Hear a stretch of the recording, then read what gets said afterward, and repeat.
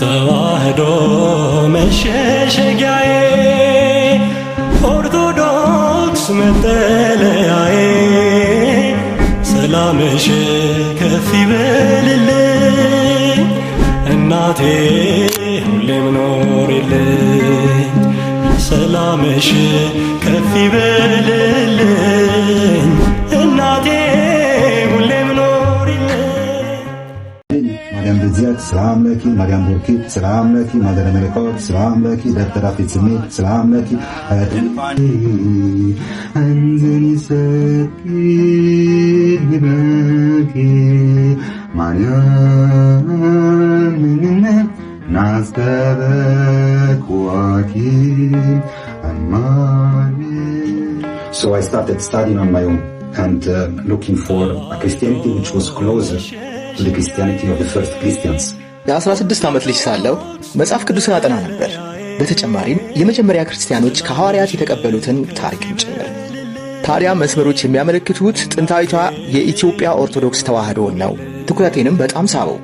የዘጠኙንም ቅዱሳን ታሪክ አነበብኩ፣ በጣም ወደድኩት። ጓደኞቼም ስለ ኢትዮጵያ ይነግሩኝ ነበር። የጻድቃኖች ሕይወትም በጣም አስገረመኝ። እግዚአብሔር በዚህ ሃይማኖት ውስጥ እንዳለ አመንኩ። ለመጀመሪያ ጊዜ ወደ ኢትዮጵያ የሄድኩት እንደ የአውሮፓ አቆጣጠር በ2013 ነበር። ላሊበላን ስጎበኛት በጣም ደስተኛ ነበርኩ። መንፈሴም ይበልጥ ለዛ ሕይወት ተነሳሳ። ፊደልንም ተማርኩ። ሌሎችንም በጎንደር ዙሪያ የሚገኙ ገዳማቶችን አየሁ፣ ተባረኩም። በድጋሚ በ2019 መጨረሻ ተመልሼ ወደ ኢትዮጵያ በሄድኩ ጊዜ በትግራይ ያሉ ገዳማትን አቡነ ማታን እና ደብረ ዳሞን ጎበኘሁና እንደ የአውሮፓውያኑ አቆጣጠር በ2020 በላሊበላ አማኑኤል ቤተክርስቲያን በዕለተ አማኑኤል በስመ ክርስትና ወልደ አማኑኤል ተጠመቅኩ።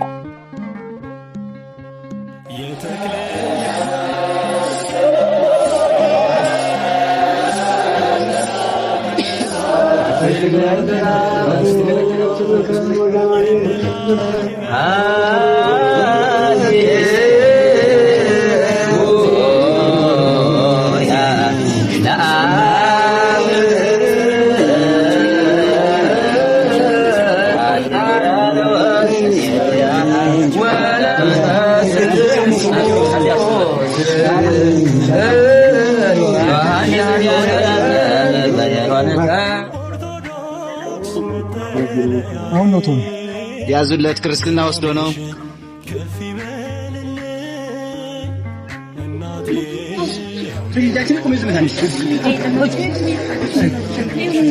ቅመሱለት ክርስትና ወስዶ ነው። በድንኳኔ ልልታ ሙሉ ነው። በድንኳኔ ዝማሬ ሙሉ ነው። በማንነት ላይ እግዚአብሔር ታላቅ ነው። በሙያው የግብርና ሳይንስ ተመራማሪ የሆነው ዲያቆን ሚካኤል ከስራው ጎን ለጎን መንፈሳዊ ሕይወቱን አጠናክሮ በመቀጠል እንዲሁም የዲቁናን ትምህርት በመማር በተለያየ አብያተ ክርስቲያናት እያገለገለ ይገኛል። የቴዎሎጂ ትምህርቱንም በማስትሬት እየተማረ ሲሆን 3 መጽሐፎችንም ጽፏል።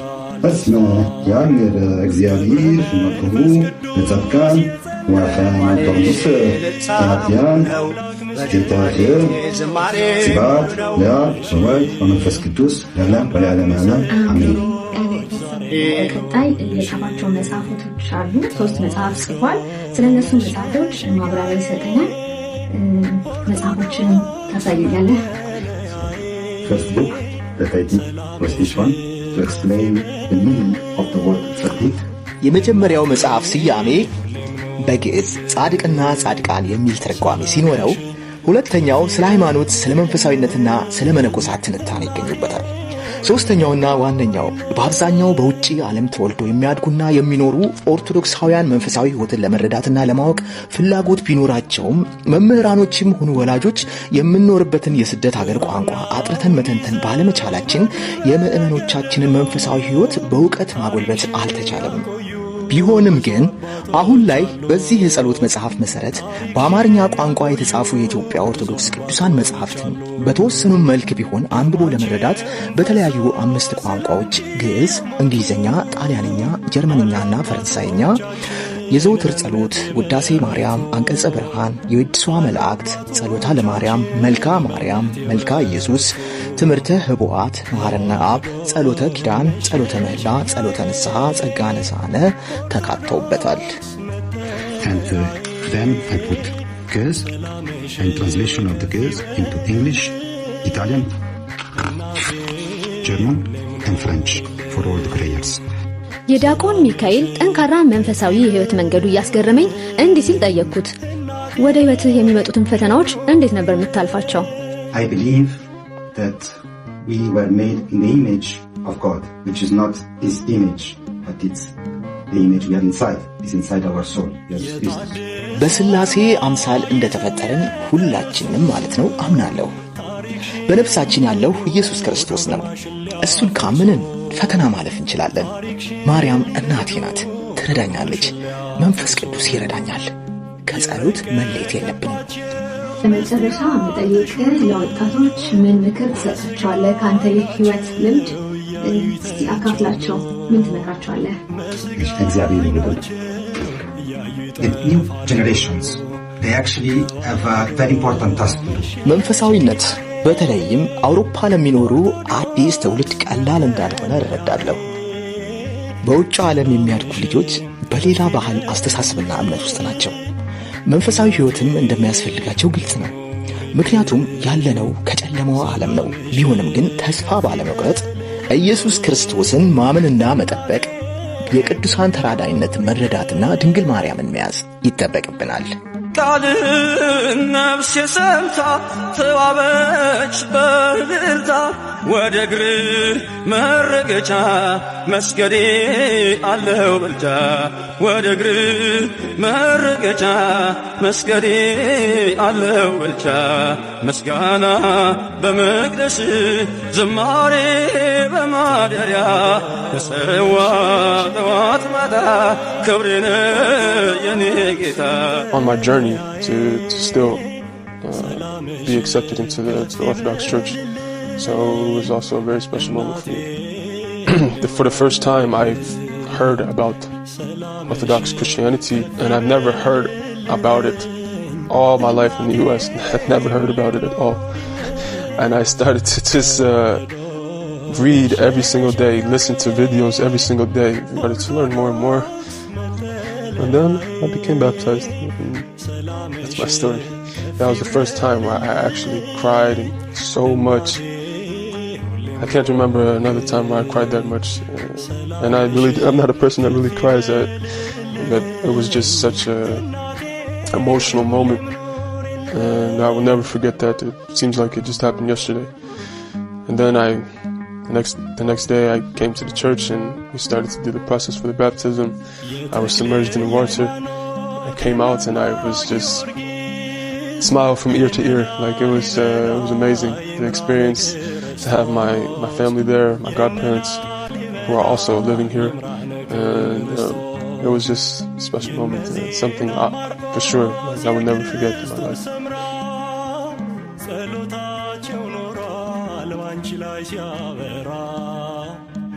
እድሜ 18 ሲሆን ወደ ኮሌጅ ገባሁ። እናም ሚስቴ የምትሆነዋን ሴት የኔ ካተሪንን ተዋወቅኳት። ሜቶዲስት የተባለ ሌላ አይነት የፕሮቴስታንት እምነት ተከታይ ከሆነና 6 ልጆች ካሉት ቤተሰብ ውስጥ የመጨረሻዋ ልጅ ናት። 3 ታላላቅ ወንድሞችና 2 ታላላቅ እህቶች አሉ። ከሁሉም ታላቅ የሆነው ወንድሟ ወደ ምዕራቡ ማዕከላዊ ክፍል ወደ ቺካጎ ሄዶ ነበር። በዚያም ኦርቶዶክሳዊ ቤተክርስቲያን አይቶ ነበር። ረጅምና ውብ ታሪክ ብቻ ኦርቶዶክሳዊ ቤተክርስቲያንን አገኘ። እናም በኦርቶዶክሳዊነት እጅጉን ተማረከ። በመሆኑም ወደ ኦርቶዶክስነት ተቀየረ። ስለዚህ የመጨረሻዋን ታናሽ እህቱን መወዳጀት ሲጀምር ልክ እንደ መልካም ታላቅ ወንድም ይጽፍልኝ ጀመር። በእኔና በእርሱ መካከል ውይይት እንዲጀመር አደረገ። ወደ ካልቪኒዝም ቀይሯለሁ ብዬ አስቤ ነበር። እርሱም መጽሐፍትን ይልክልኝ ጀመር። የመጀመሪያው የላከልኝ መጽሐፍ በኋላ የኔ ተወዳጅ በሚሆኑ ካሊስቶር ዊር በተባሉ ሊቀ ጳጳሳት የተዘጋጀ አይነተኛ የጽሑፍ ሥራ ሲሆን ዘ ኦርቶዶክስ ዌይ ይባላል። በነገረ አበው የጽሑፍ ማጣቀሻዎችና በኦርቶዶክሳዊ የነገረ መለኮት ታላቅ እይታ የተሞላ መጽሐፍ ነው። እኔም ይህን መጽሐፍ በመደነቅ አነበብኩት። ፔዳሊዮን የተባለ ወደ 1000 ገጽ አካባቢ የሚሆን የቤተክርስቲያን የቀኖና መጽሐፍም ላከ። አንድ የጥርስ የጤና ባለሙያ ለአንድ የእህቱ የወንድ ጓደኛ በኋላም ባል ሆናቸው የ1000 ገጽ የቤተክርስቲያን ቀኖናዎች መጽሐፍን ለምን ይልካል አላውቅም። ብቻ ግን በነገረ መለኮት ጥናት ዙሪያ ፍላጎት እንዳለኝና የፕሬስባይቴሪያን የፕሮቴስታንት ፓስተር የመሆን ዕቅድ እንዳለኝ ያውቃል። በኋላም በእርግጥ ፓስተር ሆኜ ነበር። ስለዚህ በደንብ ሊይዘኝ ፈለገ። አሁን ለ40 ዓመታት ያህል የቅርብ ሰዎች ሆነን ቆይተናል። በእርግጥም የኦርቶዶክሳዊነት ሐሳብ ያስተዋወቀኝም እርሱ ነበር። አስታውሳለሁ የቤተ ክርስቲያን አበው ሥራዎች ይበልጥ ባነበብኩ ቁጥር በቅድስት ኦርቶዶክሳዊነትና በፕሬስባይቴሪያን ፕሮቴስታንት መካከል ያለው ልዩነት እየተገነዘብኩ መጣሁ። የሚለያዩባቸውን የነገረ መለኮት አውደ ሐሳቦች ላይ አጠናቸውም ጀመርኩ። ከኮሌጅ በተመረኩ ጊዜም ወደ ተሐድሶና ካልቪናዊ ጉባኤያት ሄድኩ። እዚያ ያሉ ፕሮፌሰሮችን መጠየቅ ጀመርኩ። ፕሮፌሰሮቹ በዚህም በዚያም አውድ ማለትም በአምልኮ፣ በሥርዓት፣ በቤተ ክርስቲያን አስተዳደር ብቁ ችሎታ የነበራቸው ነበሩ። በፕሬስባይቴሪያን ፕሮቴስታንትና በኦርቶዶክስ መካከል ስላሉት እነዚህ መሰል ልዩነቶች ሁሉ ጠየቁ። ከጥገኝነት ነፃ በሆነ በእንደዚህ አይነት ጥናት ነበር ወደ ኦርቶዶክሳዊ ማንነት የመጣሁት። በመሆኑም በሴሚናሪ ስመረቅ ምንም እንኳን እንደ ፕሬስባይቴሪያን ፕሮቴስታንት ፓስተር እንድሰብክ ፍቃድ ቢኖረኝም እኔ ግን ወዲያው የኦርቶዶክሳዊት ቤተክርስቲያንን ማናገር ጀመርኩ። ወደ ተማርኩበት ከተማ ወደ ቅድስት ባርባራ ተመልሼም በዚያ 4 ኦርቶዶክሳዊ ቤተክርስቲያናት ወደ ተማርኩበት ከተማ ብቻ ወደዚያ ተመልሼ ኦርቶዶክሳዊት ቤተክርስቲያንን ማግኘት ጀመርኩ። ካህናቱን ጎበኟቸው። ከእነርሱም ጋር ወደ ቅድስት ኦርቶዶክሳዊነት የመመለስ ሥርዓትን ጀመርኩ። በአሜሪካ በጣም ተጽዕኖ ፈጣሪና ባለብርቱ መንፈስ በነበሩት የአንጾኪያ ቤተክርስቲያን ሊቀ ጳጳስ ፊልጶስ ሳይባ በኩል ቤተክርስቲያን ተቀበለች።